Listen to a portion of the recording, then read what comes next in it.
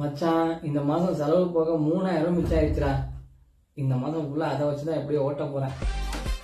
இப்ப அவன் என்ன சொன்னான்? அவருக்கு இந்த மாசம் 3000 ரூபாய் மிஞ்சிருச்சான். இந்த மாசம் அதை வச்சுதான் ஓட்ட போறாரு.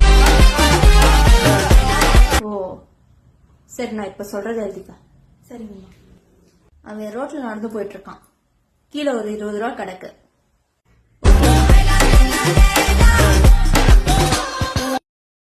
அதை பார்த்த சந்தோஷத்துல அவன் கீழே குனிறான். அவன் சட்ட பாக்கெட்ல இருக்கிற போன் கீழே விழுந்து டிஸ்பிளே உடையுது.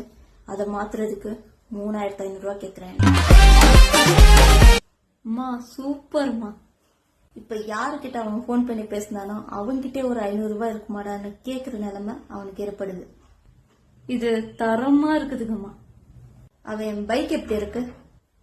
இதுக்கு மேல அவன் பைக்கை தொட்டு அவன் சூசைட் பண்ணிக்குவாமா. சரி ஓகே, சீக்கிரம் முடிச்சிடு. சரிங்கம்மா.